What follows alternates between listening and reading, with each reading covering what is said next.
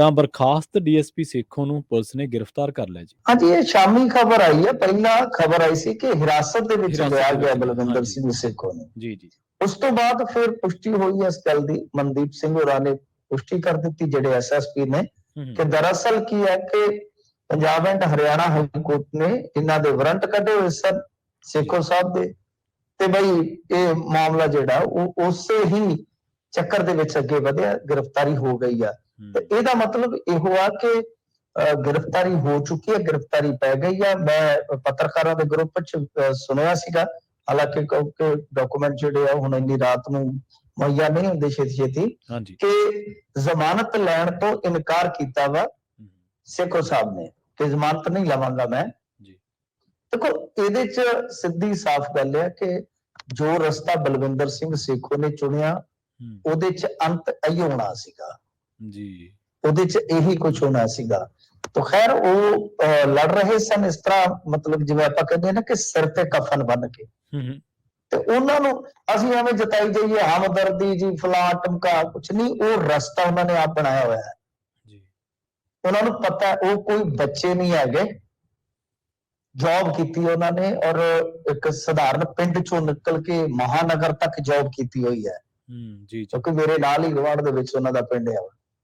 ते खैर देखो ਇਹ ਸਾਫ਼ ਸੀ, ਸਪਸ਼ਟ ਸੀ ਕਿ ਇੱਕ ਦਿਨ ਉਹਨਾਂ ਨੂੰ ਇਹਨਾਂ ਦੁਸ਼ਵਾਰੀਆਂ ਦਾ ਸਾਹਮਣਾ ਕਰਨਾ ਪਊ। ਹਾਲਾਂਕਿ ਮੈਂ ਉਹਨਾਂ ਦੀ ਮਤਲਬ ਕਿ ਜਿਹੜੀ ਬੋਲਬਾਣੀ ਉਹਦੇ ਨਾਲ ਜ਼ਿਆਦਾ ਸਹਿਮਤ ਨਹੀਂ ਹੁੰਦਾ ਜੀ, ਪਰ ਉਹਨਾਂ ਦੀਆਂ ਗੱਲਾਂ ਜਿਹੜੀਆਂ ਉਹ ਇਹੋ ਜਿਹੀਆਂ ਵੀ ਹੈ ਨਹੀਂ।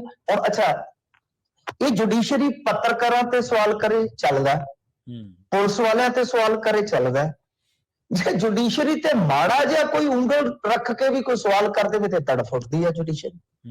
ਐਡੀ ਵੀ ਕੀ ਆਖਰ ਆ ਗਈ ਹੈ ਜੀ, ਤੱਥ ਕੋਈ ਪੇਸ਼ ਨਹੀਂ ਕੀਤਾ ਹਾਲੇ ਤੱਕ, ਕੋਈ ਐਵੀਡੈਂਸ ਨਹੀਂ ਉਹਨਾਂ ਨੇ ਕੱਢਿਆ, ਉਹਨਾਂ ਦੀ ਟੀਮ ਨੇ ਸਿਰਫ ਇਲਜ਼ਾਮਾਤ ਨੇ। ਤੁਸੀਂ ਦੱਸ ਦਿਓ ਕੋਈ ਗੱਲ, ਹਾਲੇ ਕੋਈ ਡਾਕੂਮੈਂਟਰੀ ਤੇ ਕੋਈ ਸਾਬਤ ਨਹੀਂ ਸੀ ਨਾ ਹੋਈ। ਇੱਕ ਮਤਲਬ ਕਿ ਉਹ ਕੇਸਾਂ ਦੇ ਆਧਾਰ ਤੇ ਕਹਿ ਰਹੇ ਸਨ ਕਿ ਇੱਥੇ ਸਾਰਾ ਕੁਝ ਏਦਾਂ ਹੋਇਆ ਜੀ, ਏਦਾਂ ਹੋਇਆ, ਏਦਾਂ ਹੋਇਆ। ਕੀ ਫਰਕ ਪੈਂਦਾ? ਬਹੁਤ ਸਾਰੇ ਲੋਕ ਸਵਾਲ ਚੁੱਕਦੇ ਨੇ ਸਿਸਟਮ 'ਚ, ਜੁਡੀਸ਼ਰੀ ਕੀ ਸਿਸਟਮ ਤੋਂ ਉੱਤੇ ਹੈ ਜੀ, ਉਹ ਵੀ ਤਾਂ ਸਿਸਟਮ ਦਾ ਹਿੱਸਾ ਹੈ ਨਾ।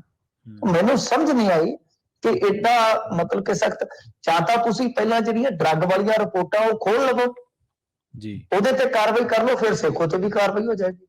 ਉਹ ਤੇ ਸਾਲਾਂ ਬੱਧੀ ਲੰਕਦੀਆਂ ਪਈਆਂ ਨੇ, ਹੁਣ ਮੈਨੂੰ ਵੀ ਫੜ ਕੇ ਅੰਦਰ ਸੁੱਟ ਦਿਓ।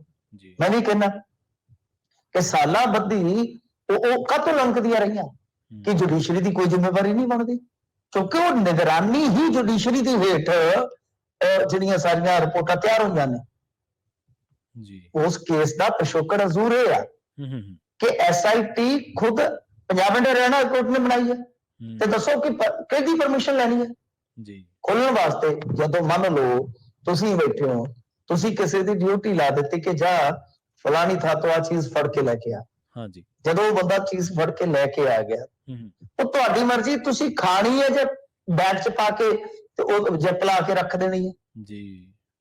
ਜਦੋਂ ਤੁਹਾਡੇ ਪੈਸੇ ਨਾਲ ਕੋਈ ਤੁਹਾਡਾ ਖਿਦਮਤਦਾਰ ਹੈਗਾ, ਉਹਨੇ ਵਿਚਾਰੇ ਨੇ ਲਿਆ ਦਿੱਤੀ, ਹੁਣ ਤਾਂ ਨਿਰਭਰ ਤੁਹਾਡੇ ਤੇ ਕਰਦਾ ਹੈ ਨਾ ਕਿ ਤੁਸੀਂ ਉਹ ਮਤਲਬ ਕਿ ਸੈਂਡਵਿਚ ਖਾਣਾ ਹੈ ਜਾਂ ਉਹਨੂੰ ਬੈਗ 'ਚ ਪੈਕ ਕਰਕੇ ਰੱਖ ਦੇਣਾ। ਸੋ ਇਸ ਕਰਕੇ ਇਹ ਗੱਲਾਂ ਤਾਂ ਮੈਨੂੰ ਲੱਗਿਆ ਕਿ ਕੋਈ ਜ਼ਿਆਦਾ ਉਹ ਹੈ ਨਹੀਂ ਸੀਗਾ, ਪਰ ਜੁਡੀਸ਼ਰੀ ਜ਼ਿਆਦਾ ਹੀ ਸੀਰੀਅਸਲੀ ਲੈ ਗਈ ਬਈ। ਤੇ ਕੋਈ ਚੱਕਰ ਨਹੀਂ ਹੈ, ਸੇਖੋਂ ਮੈਨੂੰ ਨਹੀਂ ਲੱਗਦਾ ਕਿ ਘਬਰਾਉਣ ਵਾਲਾ ਇਨਸਾਨ ਹੈ ਜੀ, ਡਰਨ ਵਾਲਾ ਉਹ ਇਨਸਾਨ ਹੈ ਨਹੀਂਗਾ। ਤੇ ਉਹਨੂੰ ਪਹਿਲਾਂ ਹੀ ਪਤਾ ਸੀਗਾ ਕਿ ਮੇਰੇ ਨਾਲ ਅਜਿਹਾ ਹੋਏਗਾ। ਪ੍ਰਸ਼ਾਂਤ ਭੂਸ਼ਣ ਨੂੰ ਮੈਨੂੰ ਲੱਗਦਾ ਉਹਨੇ ਤੇ ਰੁਪਈਆ ਵੀ ਨਹੀਂ ਦੇਣਾ ਜੀ। ਜੀ ਜੀ ਜੀ।